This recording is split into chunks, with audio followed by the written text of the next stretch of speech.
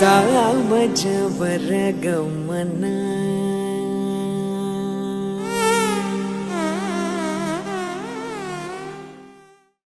ನಮಸ್ಕಾರ. ನಾವು ವಿಶೇಷವಾಗಿ ಡಿಸೈನ್ ಮಾಡಿದ್ದೀವಿ ಶ್ರೀ ಮಾದೇಶ್ವರ ಫ್ಯಾಬ್ರಿಕೇಶನ್ ಇಂದ. ಅದು ನಮ್ಮ ಸ್ಟಾರ್ ಸುವರ್ಣ ಚಾನೆಲ್ನವರ ಪಾರ್ವತಿ ಜಗನ್ಮಾತೆ ಆದ ಕಥೆಯ ಬಗ್ಗೆ ಒಂದು ಸೀರಿಯಲ್ ಬರ್ತಾ ಇದೆ.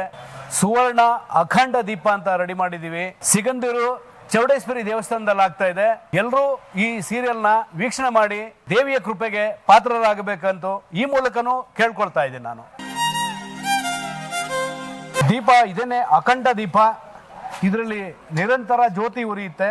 ಸುಮಾರು ಒಂದು 20 ಲೀಟರ್ಷ್ಟು ತುಪ್ಪನ ಉಪಯೋಗಿಸ್ತಾರೆ ಪ್ರತಿ ದಿವಸ. ಇದರಲ್ಲಿ 8 ಅಡಿ ಎತ್ತರದ ಮೇಲೆ ದೀಪ ಬರುತ್ತೆ.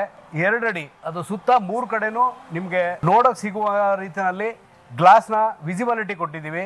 ಅದ್ರ ಮೇಲ್ಗಡೆ ಗೋಪುರ ತರ ಮಾಡಿ ತ್ರಿಶೂಲ ನೋಡಿ ಮೇಲ್ಗಡೆ ಕಾಣಿಸ್ತಾ ಇದೆ. ಮತ್ತೆ ದೀಪದ ವೆಂಟಿಲೇಷನ್ಗೋಸ್ಕರ ವೆಂಟಿಲೇಷನ್ ಕೊಟ್ಟಿದ್ದೀವಿ. ಹಾಗೆ ಒಳಗಡೆ ಏನಾದರೂ ಸ್ಟೋರ್ ಮಾಡ್ಕೊಳ್ಳಿಕ್ಕೆ ಒಂದು ಡೋರ್ ಕೊಟ್ಟಿದ್ದೀವಿ. ದೀಪನು ಒಳಗಡೆ ಇಡ್ಲಿಕ್ಕೆ ಅಲ್ಲೊಂದು ಚಿಕ್ಕದು ಡೋರ್ ಇದೆ. ಅಲ್ಲಿಗೆ ಹೋಗ್ಲಿಕ್ಕೂ ಒಂದು ಏಣಿ ಮಾಡಿದ್ದೀವಿ.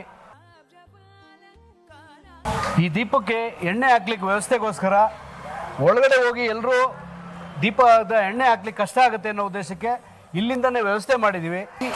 ಅಖಂಡ ದೀಪನ ಮಾಡಲಿಕ್ಕೆ ನಮ್ಮ ಶ್ರೀ ಮಾದೇಶ್ವರ ಫ್ಯಾಬ್ರಿಕೇಶನ್ಗೆ ಅವಕಾಶ ಮಾಡಿಕೊಟ್ಟ ಸ್ಟಾರ್ ಸುವರ್ಣ ಚಾನೆಲ್ನವ್ರಿಗೆ ನನ್ನ ಧನ್ಯವಾದಗಳು.